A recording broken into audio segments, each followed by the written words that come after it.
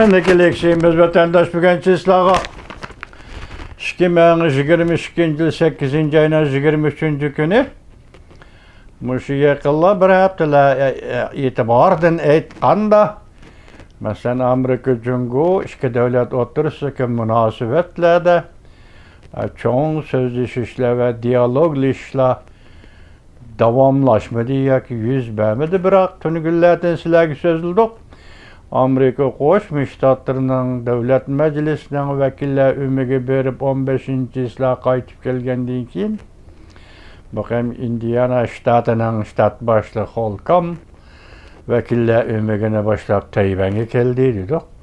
Uning keyin yana Stanford Universiteti da yana general darajalik universitetdan qandaq edi? General darajalik bir amaldor yana Tayvanni ziyorat qildi. Hozir ko'rmayapman, kechiringlar meni. Ziyorat qildi hozir. Amerikada mesela siyosiy odamlar, harbiy odamlar va hukumat arboblarining yuqoriqadek shu 8-ayning 2-kun Nancy Pelosi ziyorat qilgandan beri Tayvanni degidek üzülmey berip gülüp duruyordu. Endi yakında 8. ayının 23. günü de Amerika Qo'shma Shtatlarining muavin davlat ishlar kotibi Wendy Sherman haftanın 2. günü Cumhuriyet'in Washington turuşluq baş elçisi bilen Tayvan meselesi boyunca görüşüdü dedi. Şundaq baş elçi derecelik diplomatik münasebetler halkılıq paytda iki devlet münasebetini bağlap duruyordu. Mavzulu haber 8. ayının 23. günü Amerika ovozinin Xitoy tili programmasi e'lon qilindi. Endi bu yerda biz boshda aytgandek, yuqori darajaliklar suhbati emas, bosh elchi darajalik. Masalan, Jungo uchun aytganda Amerika turishliq bosh elchi Chingang Amerika Qo'shma Shtatlarining muavin davlat ishlar kotibi Wendy Sherman bilen görüştü dese hem şu baş elçi derecelik buludu. Bunun da asaslı oturup koyulgan iş nime dese konkret bu doğruda Amerika Devlet İşler Mahkemesi doğrusu bu doğruda bu ne istemepti. Konkret mındak sözleşiydi, andak sözleşiydi. Bırak Amerika avazının Devlet Mahkemesi turuşluq muhbirinin sözü qaraganda Amerika muavin davlat ishlar kotibi Chingang Jungo'nun baş elçisi bilen görüştü. Sözleşidigan nokta asaslığı Tayvan meselesi depti. Demekçi hazır Tayvan meselesinin ciddilikini biz sizlerge sözlevatımız hem izonlar körüvatısıyla vatandaşlar. Hazırki bir yerde aldırap birinin digil bulmaydı. Amerika Jungo münasebeti oturusundaki sözleşme ve diyaloglar baş elçi derecelik sohbetge düşüp kaldı mı desek bunun özü yana diplomatiya sahasında kandak manağı ege. Bunu azı bir nasıl diyemeyimiz vatandaşlar. Çünkü ağırlıkta Nancy Pelosi hanım Tayvan'ı ziyaret kılgandan keyin Jungo hükümeti 8 saha boyunca Amerika Qo'shma Shtatlari bilan barda keldi qilish munosabatlarini to'xtatganligini e'lon qilgan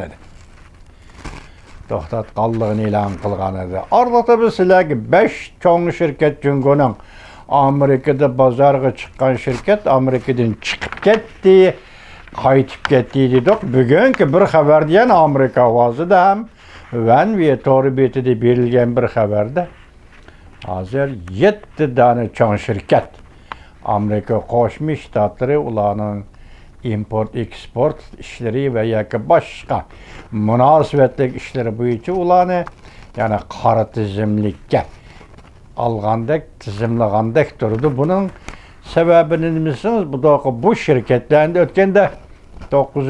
gün imza koydu. Prezident Joe Biden mesela Android kanun layihasiga dedik. Shundan keyin bu bek nazik ish degan edik. Hozir qarasam men uning da naziki Jungo hozir butun dunyoga davron soladigan olam qatnashi.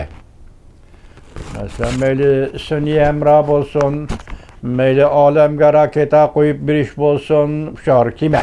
Raketa emas, uçar kime koyup bir iş olsun, bu tekniklik sahalanın hemmisi Amerika'dan beheri elip, Amerika'nın yardımı Xitayını buluvatkan işken o vatandaş.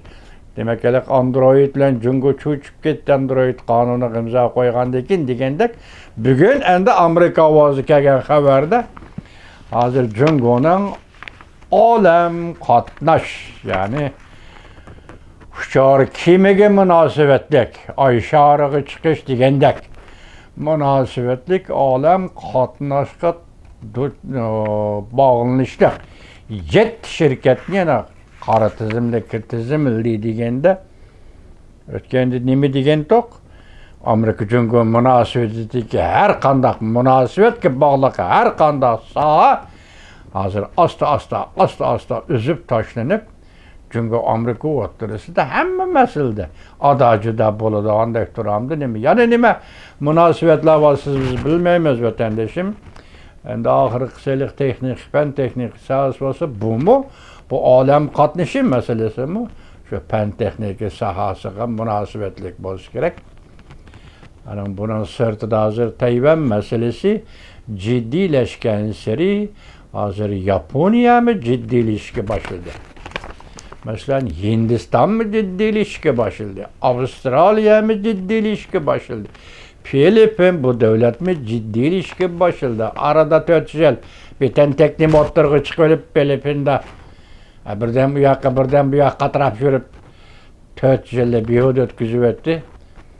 Bu da endi Filipin'e bir hukuk tutkan aile ve Filipin'e padişahdak sayınlayıp gelgen birisinin oğlu ismini unuttum hazır.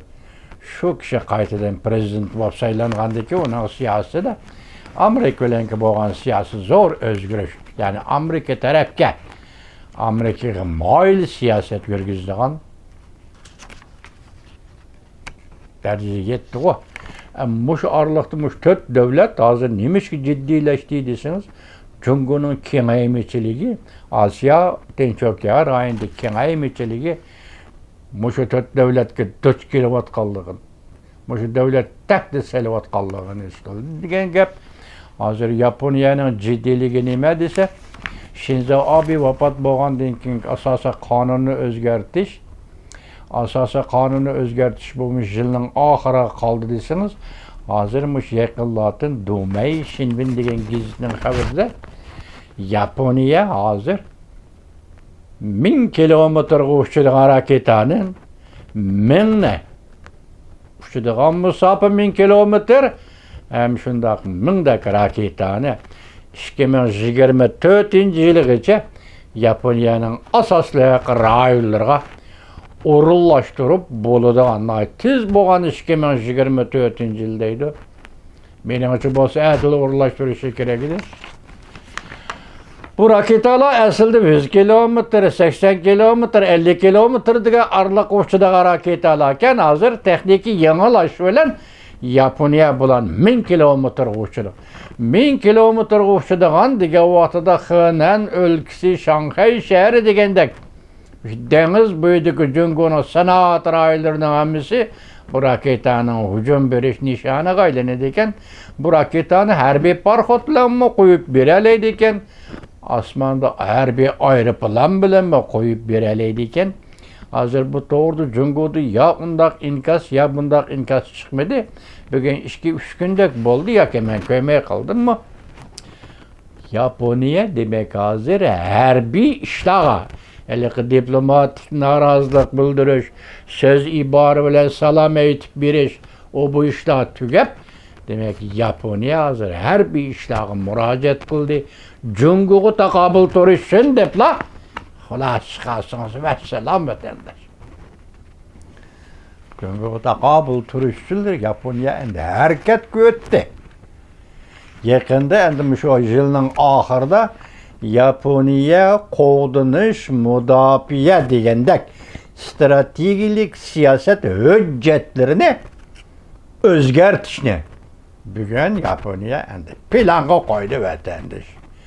Ötken nime degen tak bir kichkina YouTube'da kelgan xabar bo'yicha Cüngolukni kim qutqizdi desa, tarix aylanib asliga yetib keldi. Cüngolukni yanala Yaponiya qutqizdi degan bir so'z to'g'ri sizlar bilan so'zlashgan edik. Lekin bu yerda siz bilan biz diqqat qiladigan bir muhim nuqta bugungi kunda. O'tganda bir qatam dedik.